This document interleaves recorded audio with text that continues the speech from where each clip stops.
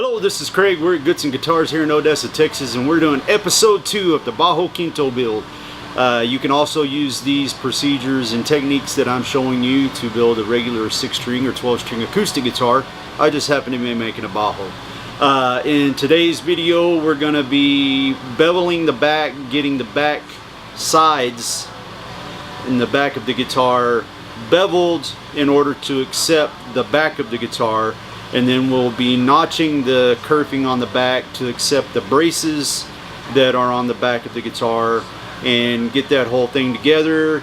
And we'll probably get the back glued on at some point, and then we'll move forward from there. Depending on how long this video is, we may throw some neck stuff in. I don't know yet. It just kind of depends on the mood that I'm in and how I feel on what I'm going to work on. But right now, we're going to get started on getting this back squared away and hopefully getting it on. So if you like what you've seen so far, if you watched the first video, go ahead and hit the subscribe button and smash the bell so you get an update. And leave me a comment down there and I'll answer it, because if I ain't building guitars, I got nothing else to do. Thanks for watching. So this dish, it's got some 60 grit paper on it, and it is a 15-foot radius. So if you imagine a big 15-foot diameter ball sitting on here, and that's the radius that I use on the back. The front's 40 foot, this one's the 15 foot. And so we're gonna make sure that we have the back down. That's why I have it labeled top, and I make sure I get it in there the right way. And we're gonna start out just back and forth. We're gonna go back and forth until we get it roughed out, and then we're gonna reconfigure this, and we'll put the disc on top and we'll turn it and rotate it, and it'll grind down and bevel all of this. So, and what I'm looking for is, do I have even sawdust? Because I don't want to do this number, you know, and like cock it to one side or the other, because then that'll make things wrong, and we don't like wrong.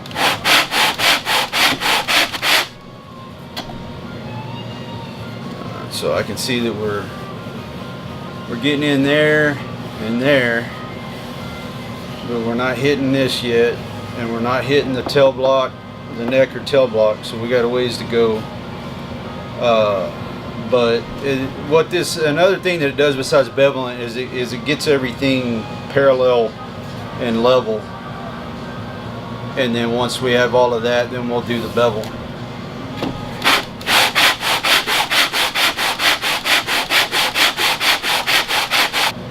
And I want to go ahead and transition to getting this thing on top and spinning.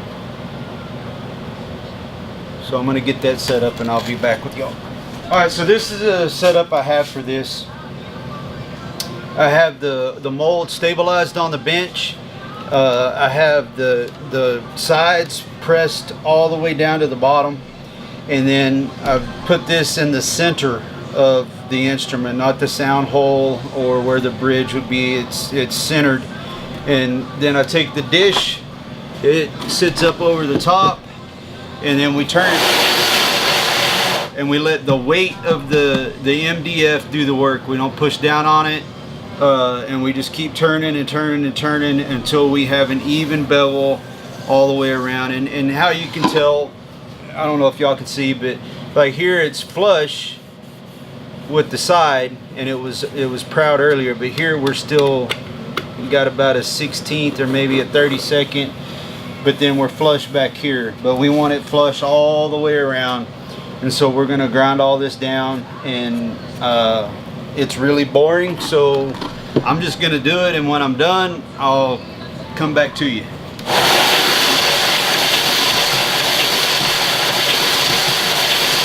The back is beveled. Everything is clean and even. I checked it with my radius gauge. Everything looks good. So we're going to go ahead and remove this pipe. I'm going to put the back on, but it's not going to fit because it hasn't been notched. But what I want to look for is, are there any places that are going to cause me problems down the line? And like right there, so the whole thing needs to be slid over.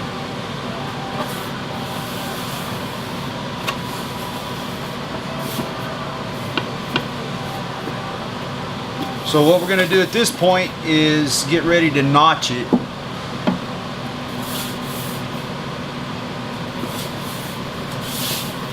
And do some work on the inside of it so it will fit down in here better. But in order to do that, we've got to pull the screws that are holding the mold steady, and then flip it over. So that's what we're going to do right at the moment.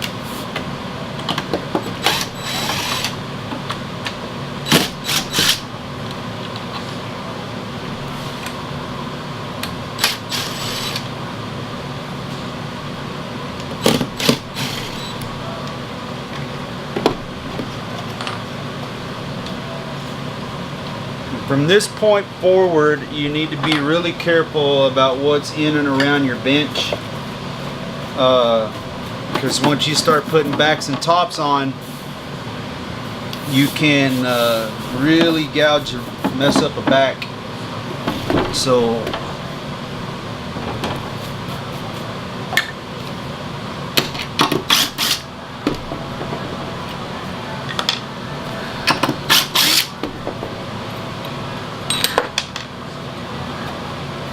and that's why I like these benches like this that have the tool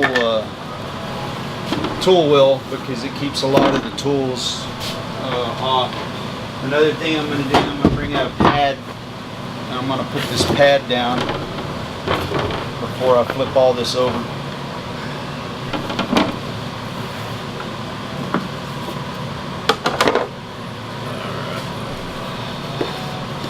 So now I have the top up, which is, believe me, can get confusing at times. And that seam is so good I can barely... Alright, so the first thing I'm going to do, and I may need to adjust the camera so I can see, let me check the shot. I am going to look and try to get the center seam lined up with the seams on the back, on the sides, as best that I can. Also by feeling to make sure I don't have anything overlapping or gapping too much, because I am going to bind this, so it will be fairly easy to, if it doesn't line up just perfectly.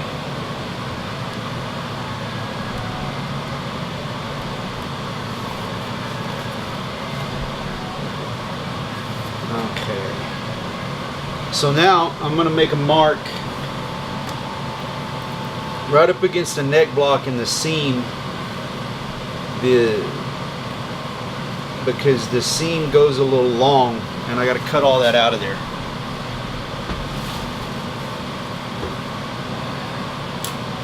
So what we're going to do at this point is clamp this down, and then we're going to cut that out using pull saws, some chisels, so the chances of me screwing this up grow greater by the minute.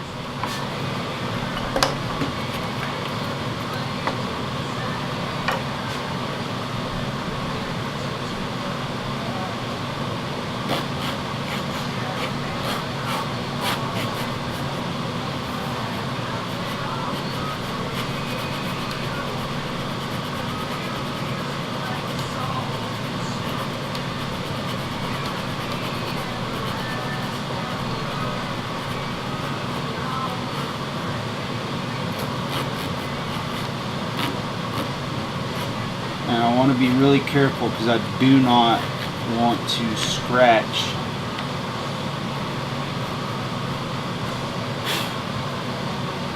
the back,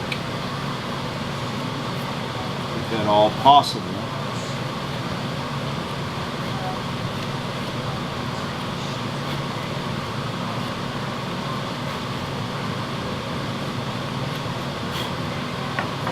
Alright, so now we're going to, now this is plain maple, and it can be very weird because of the undulations in the grain pattern. So there is a chance for things to slip. So you want to be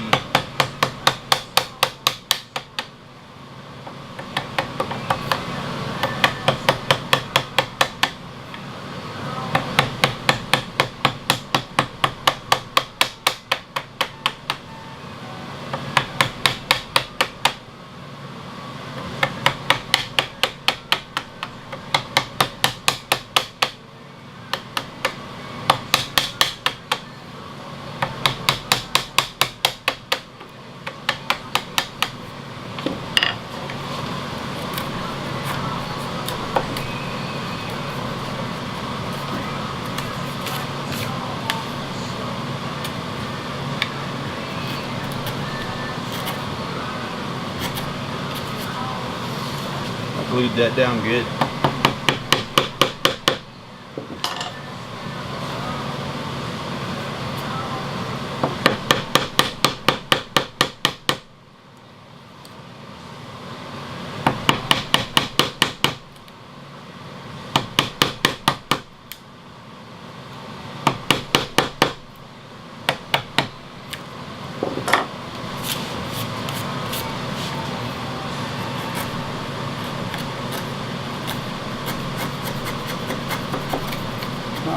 So I'm gonna keep working this, and once I get it done, we'll come back.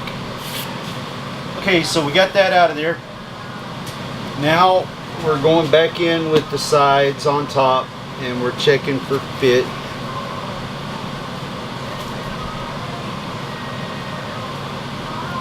And it's actually gonna need to come off it, which is a little more, but that's actually good because I still have a lot of things I have to do in here.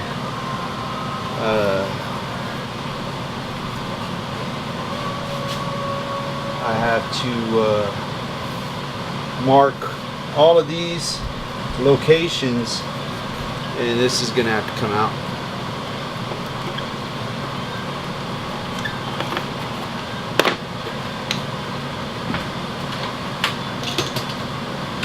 I gotta mark all these spots and notch the side so this will fit down in there, and I would rather do that and then adjust these to get a clean fit, so because I can do that from this direction.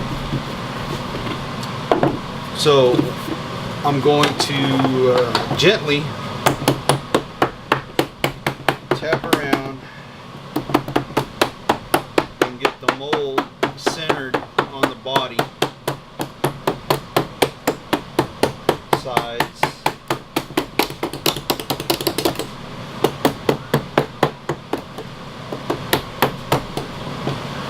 like so. Then I can take this, which that says we want the bottom up now.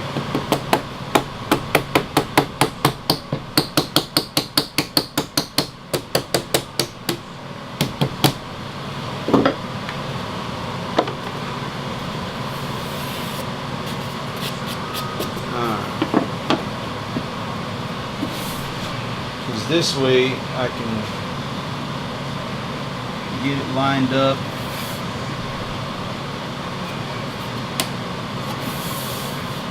and then once it's lined up, we will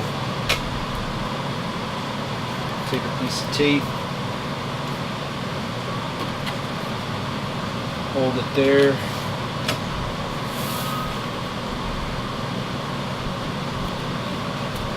another piece of tape, and hopefully hold it there. So I don't necessarily want to hold it down, I just want to hold it from doing this number on me.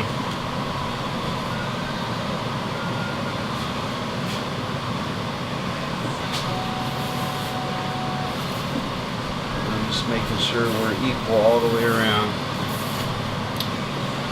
Alright. So that one is down in and against the tail block. I can feel that. So I'm going to take a white pencil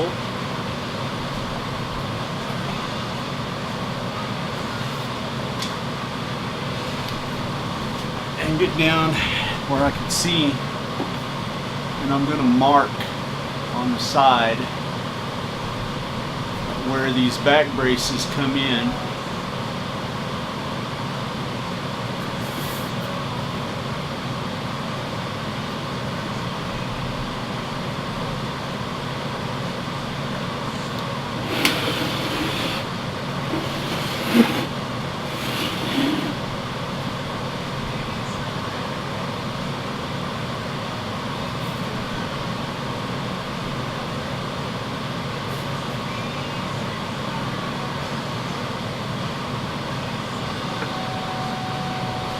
Alright, so now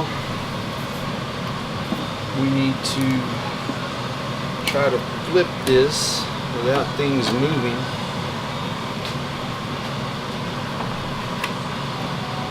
Because I want to mark inside the braces lightly.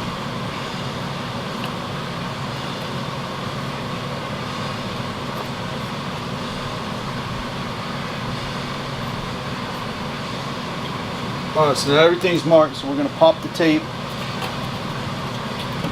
and I'll show you why we wanted to mark these on the inside.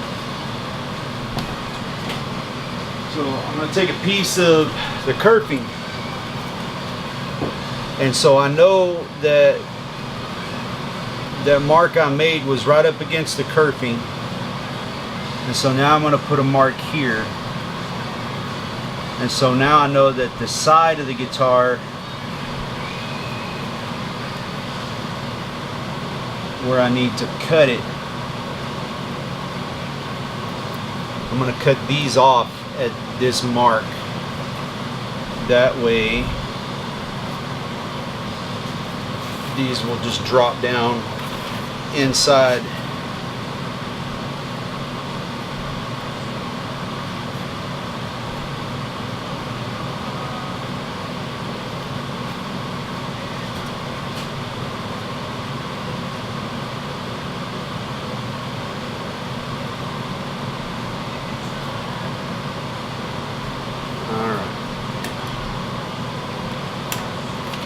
Now I need to clamp this down again.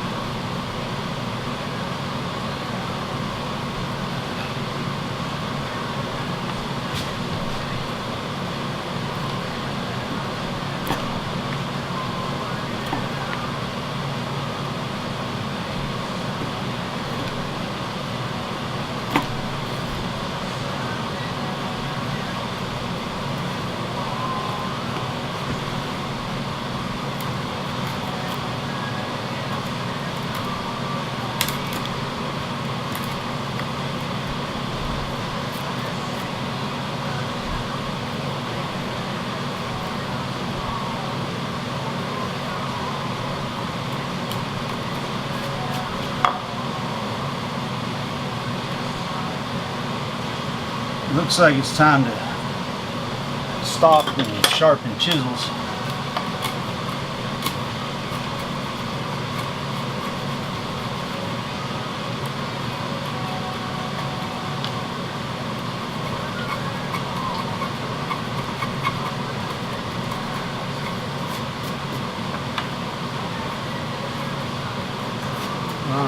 Almost.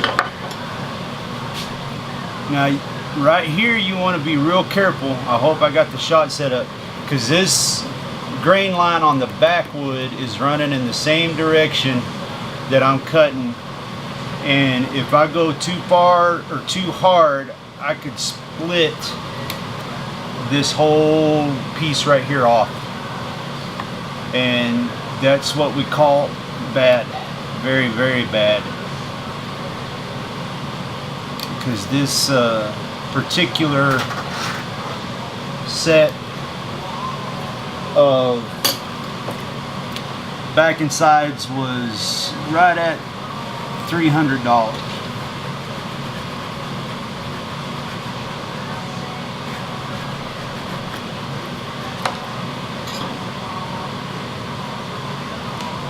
And I really don't want to make a ukulele out of it.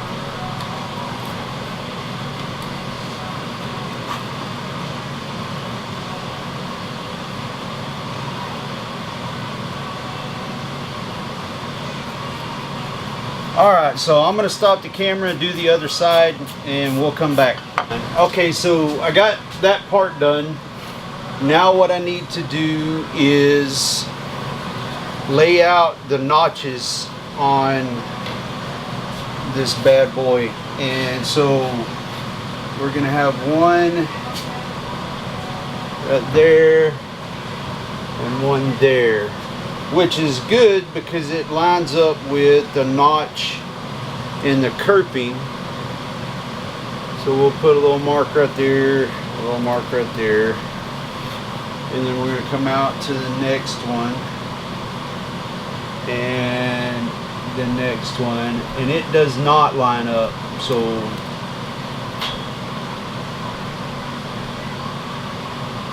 we're going to have to cut it.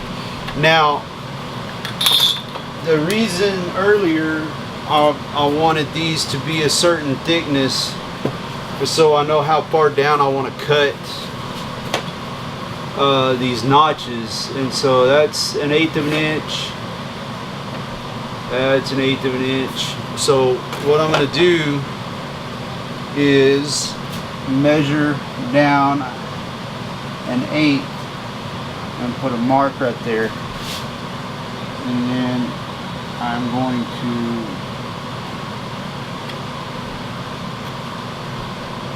we're going to cut that out, and we're going to do that all the way across.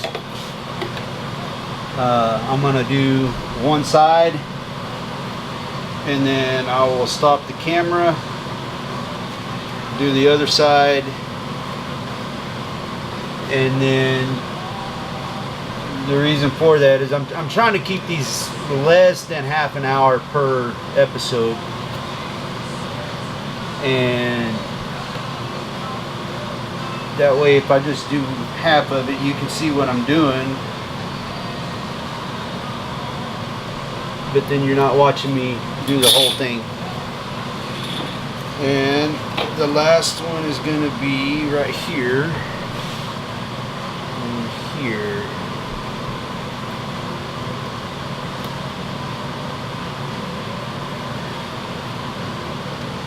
Now this one I really want to pay close attention to when I'm notching, and try to do a really good job on it, because you will see this one from the sound hole. And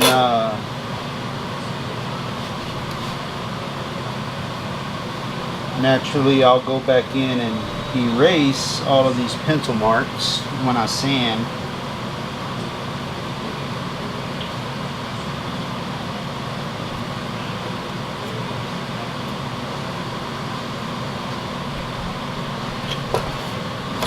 I swore I marked that one. I did, right there. So it's up here. See how easy it is to get confused?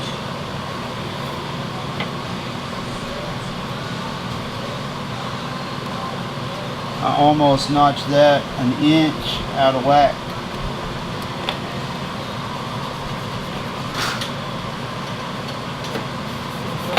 The dog's going crazy. So I'm going to start with this.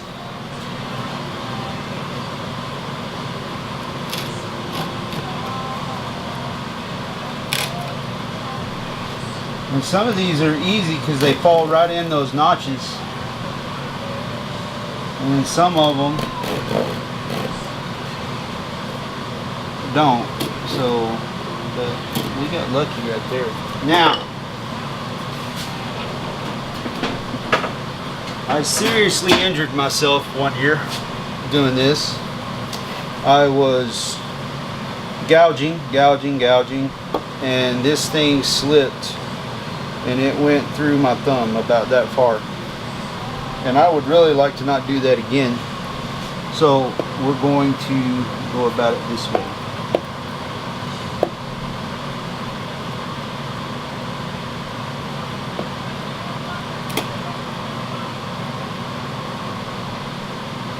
And all we're wanting to do is take out just enough of this for, I almost did it again.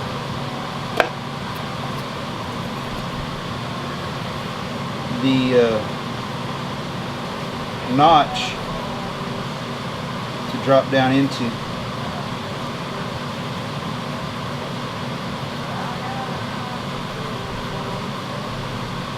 But what it is I'm paranoid that I'm going to break the side, so I try to support it with my thumb, and that's just not smart.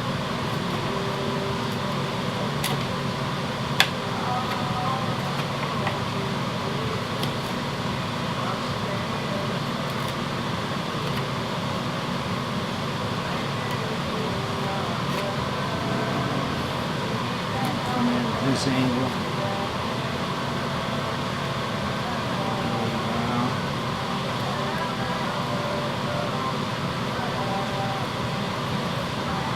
So right now, some of you are like, man, I can't believe that happened. I hope you know, and then some of you are like, come on, dude, do it again, do it again. And no.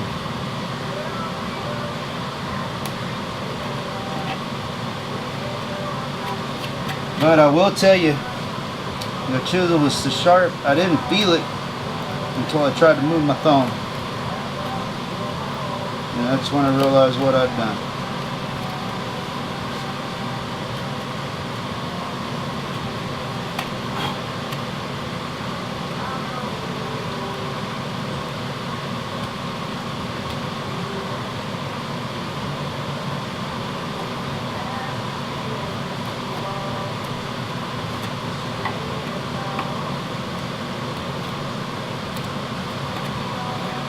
Alright, last one.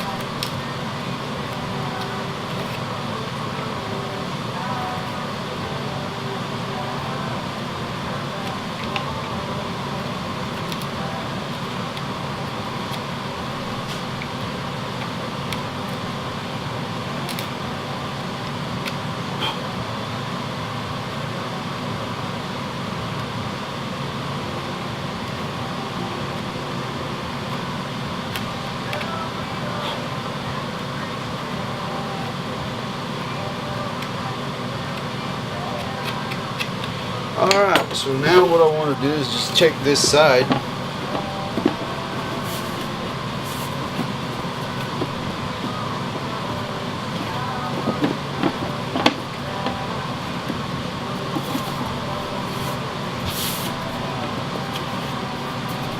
Alright.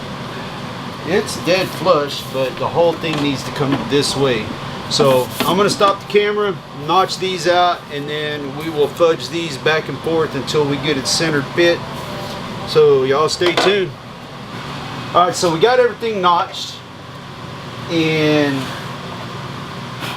it's going together really well, except for right here.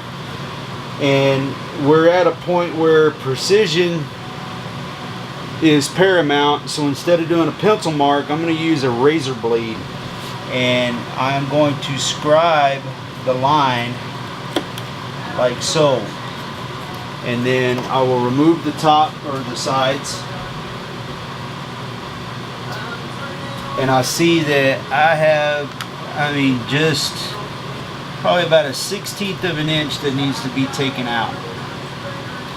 And so I'm gonna make this line as deep as I can, and then take a chisel, big wide sharp one,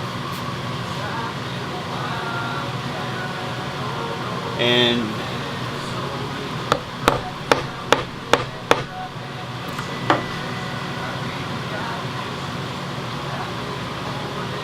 gently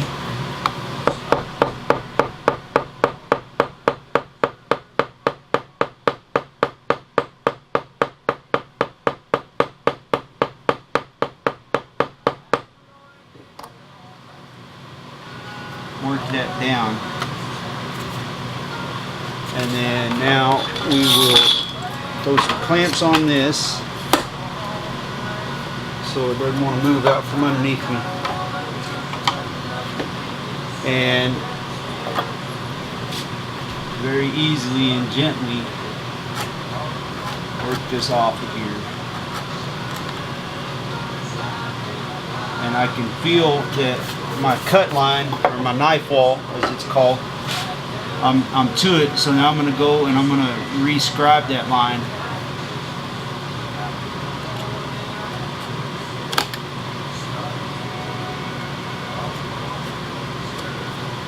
And take the chisel back into the knife wall. Well, if I can get my damn hands to work. Stand it up flush.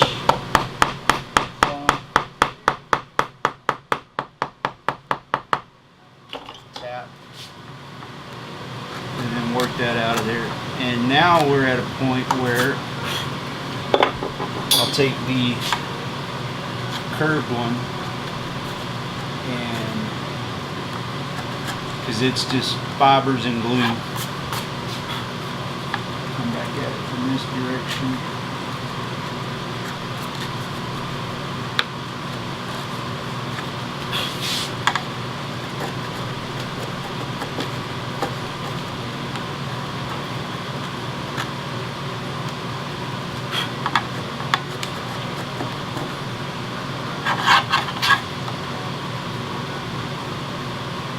All I'm doing now is taking that layer of glue off so it will bond when I glue this part to the neck block.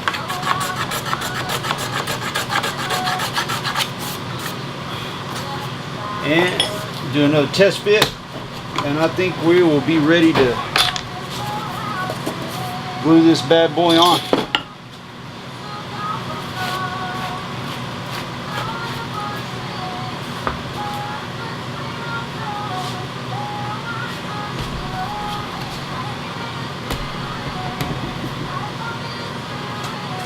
And it should just lock in like that. It's there. So now I'm checking to see that I have even, that I'm good all the way around. I'm not going to have any weird spots that don't line up. And then I want to get down and check the seam, and that looks good. That sounds good. Alright, we're ready to glue. But it's time for a peanut butter and jelly sandwich at the same time, so I'm not real sure if I want to glue this on here or go eat a peanut butter and jelly sandwich, because it is 3 o'clock in the morning.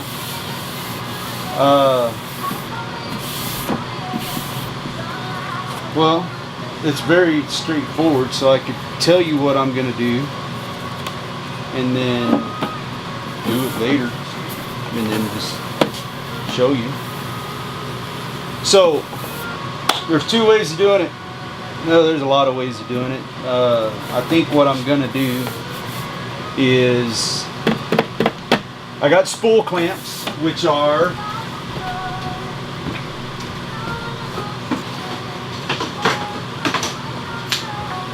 these spool clamp, and it goes excuse me, it'll go here and it'll pinch that down, but to do that you have to take it out of the mold, and I don't like taking it out of the mold until I have at least the front or the back on. The other way of doing it is taking it over to the go bar deck and leaving it in the mold and then using the go bars to put pressure down. I've done that before and that works pretty well. The other way is new. I saw it on a video here a while back where a gentleman, Greenfield Guitars I believe it is, he has a piece of plywood that is the shape of his guitar, and he took some clear tubing, drilled holes in it and screwed it down, and he uses that as a clamping caul. So it fits down with the tubing in between to get the pressure, and then he just uses 2 clamps. So I'm thinking what we may do is in the next part of this video we'll make one of those and then we'll glue it on that way. So yeah, I'm not going to end the video. I'm going to add another part of us putting that on, or building that mechanism and then gluing this back on, and we'll probably do that tomorrow, but to y'all it'll be now.